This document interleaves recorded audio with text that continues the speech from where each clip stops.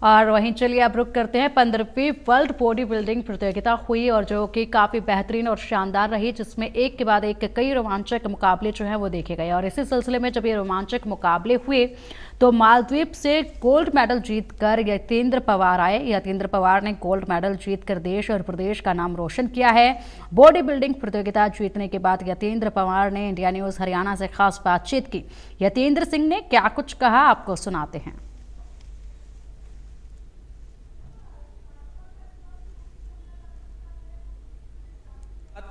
World championship body building के यतेंद्र सिंह हमारे साथ हैं। यतेंद्र सिंह, बहुत बहुत स्वागत है आपका।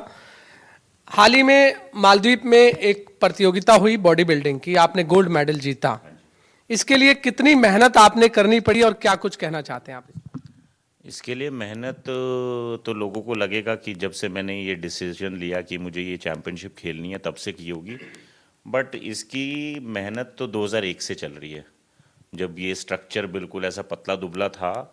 एंड व्हेन आई डिसाइडेड कि यार मुझे थोड़ा सा हष्ट पुष्ट दिखना है कॉलेज में जाने से पहले और थोड़ा सा ठीक ठाक दिखना है, सो दैट कपड़े पहनूँ तो ठीक लगूँ, वहाँ से शुरुआत हुई। बट तो कह सकते हो कि मैं 2-4 महीने काउंट नहीं करूँगा, बट ये 24 साल का या 25 साल का एक ऐसा सफ़र है जिसमें हर दिन 4 घंटे और 365 दिन और साल दर साल मेहनत करने के बाद यस, मुझे 2015 में ये मौका मिला था कि मैं इंडिया को वर्ल्ड बॉडी बिल्डिंग चैम्पियनशिप में रिप्रेजेंट करूं, बट मेरा वहाँ गोल्ड नहीं आ पाया था, सिल्वर मेडल आया था।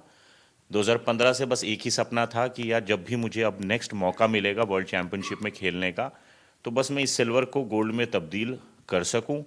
एंड मैं बहुत ही सौभाग्यशाली हूं कि अभी 10 दिन पहले मुझे वो सेंटर स्टेज मिली जहां मैं इंडियन फ्लैग पकड़ के जन गण मन, जो 60 सेकंड का मेरा एक ड्रीम था कि मुझे 60 सेकंड बस ये जीना है इस पल को, वो जी लिया, तो सब कुछ ठीक है। हालांकि आपने एशियाई में भी गोल्ड मेडल जीता, भारत में भी गोल्ड मेडल जीता। जब इस बार आप मालदीव में गए खेलने के लिए तो कैसा आप महसूस कर रहे थे उस समय, और जब गोल्ड मेडल आपके पास आया तो कितनी चुनौतियां थी उस समय आपके सामने?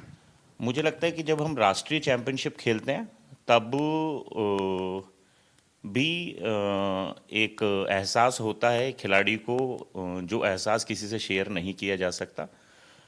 वो जब पल आप जीते हो तभी जीते हो, बट जब आप अंतर्राष्ट्रीय प्रतियोगिताओं में हिस्सा लेते हो और मेडल लाते हो तो वो मेडल आपके हिस्से में नहीं आता, वो मेडल आपके देश के हिस्से में आता है। तो जब भी मैं बाहर जाता हूँ, भारत को रिप्रेजेंट करता हूँ और फिर सेंटर स्टेज खड़ा होता हूँ फ्लैग लेके, और जब वो सामने सब लोग खड़े होते हैं और राष्ट्रीय गान बज रहा होता है, तो लगता है कि यार तुमने कंट्रीब्यूट कर दिया अपने देश के प्रति एक खिलाड़ी होने के तौर पे।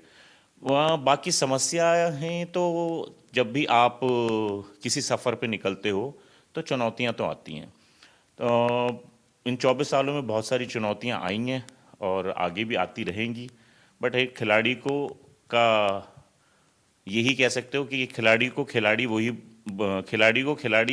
वही चीज़ बनाती है जो हर अप एंड डाउन से ओवरकम करके वो जज्बा रखे कि मुझे अपनी कंट्री को रिप्रेजेंट करना है।